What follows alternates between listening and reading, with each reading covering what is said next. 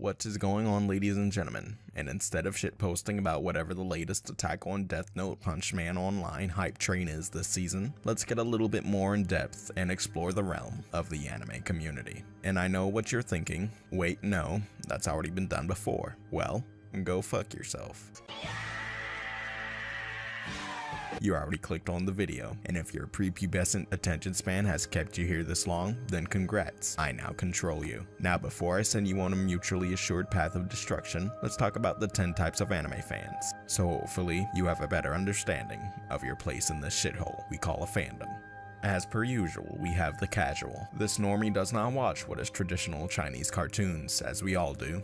It may have heard of this Attack on Cowboy, Art, Punch, Brotherhood Online Pico, or whatever, but just can't bring itself to indulge in this hobby. Perhaps this creature does not wish to sell his soul to the Yuri gods, or dive into the realm of 2D such as yourself.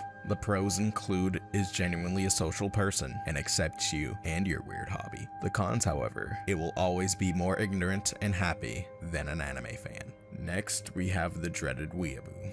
Usually assumed to have just gotten into the anime fandom, but weebs can come in all shapes and sizes and experience levels. This low-life form believes practically any show is great. Shows such as Sword Art Online to One Piece and Fairy Tail Z are amazing pieces of work, most notable for letting out distress calls, as in, it's not that bad, and the mating call of insert stereotypical faglord shit show is the best show of the year. They are firm believers of the if it's popular it must be good religion. Though these satanic creatures are prominent in the community, they lack the intelligence to form a meaningful coalition to destroy the other factions. It will watch pretty much anything and everything.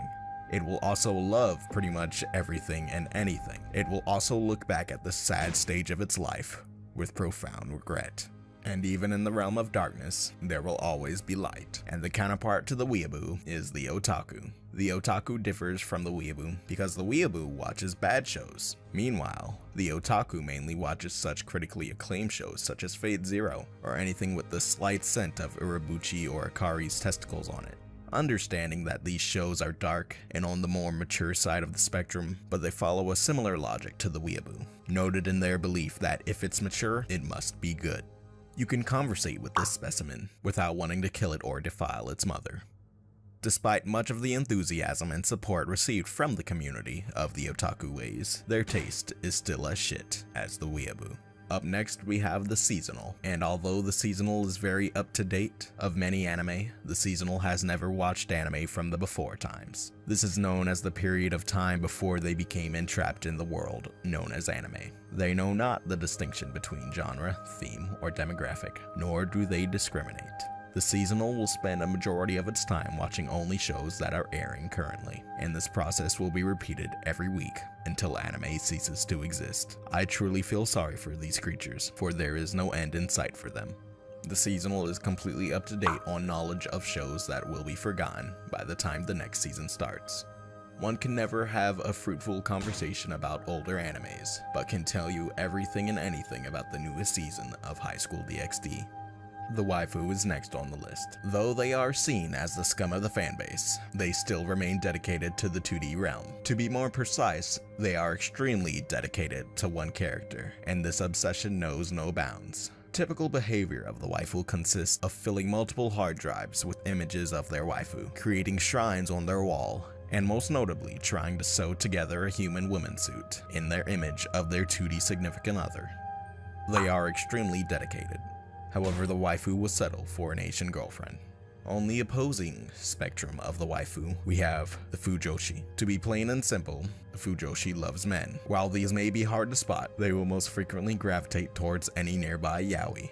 Like a sixth sense, really. These creatures are not bound to the laws set by the Yuri gods that most of us follow. Actually, they despise everything Yuri and believes it to be too objectifying, but they believe yaoi is the purest and true form of love. But we all understand they are wrong. Normally, they are pretty good artists, and the fact that they are female ensure that this is not, in fact, a sausage fest. However, they mainly draw yaoi fanfics.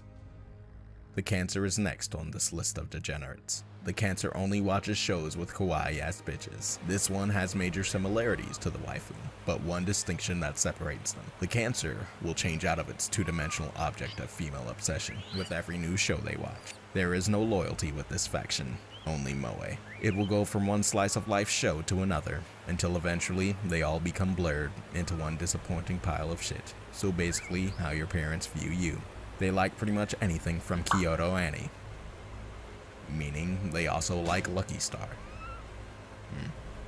Here lies the crown jewel of the fandom, the Daywalker. The Daywalker is what everyone strives to be, wishing and yearning to be as cool as the Daywalker. Though there is much respect for the Daywalkers, they are abominations. They have managed to avoid all the negatives that come with being an anime fan. You know, like the obesity, the glasses, and the occasional neckbeard. Though they look like the casual, the Daywalkers' catalog of anime is much vaster and larger than one may think. They can be anywhere, at any time, hiding in plain sight, lurking, waiting for the day they can reveal their true power level. They are great at blending in, but alas, the dream of pretending will catch up with them. Its array of disguise allows it to look and act like a casual. The Elitist.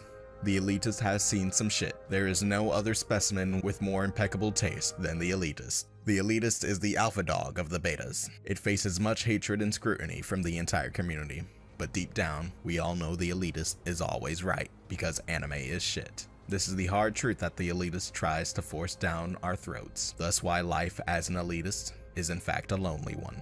Having the perfect taste in anime, thus they are always good recommenders. However, they think everything is shit. And here we have reached the end. This is the pinnacle of anime fandom. The end has been through all the stages of an anime fan. It is a being unbound by the physical realm. It has accumulated knowledge of every gram of Japanese media in the universe. Languages are just illusions to this deity. There are no limits on the shows it enjoys. The end consumes all without hesitation. Even laying eyes upon the end will send you into the void. Its touch wilts the dakimakuras it devastates. Some believe anime exists strictly for the end to watch it. I believe anime is a vessel for which the end uses to show its almighty power. The end is truth. All shall love and worship it, and despair its wrath. The end is a god, but the end is still an anime fan. And this has been a look into the anime community. Thank you.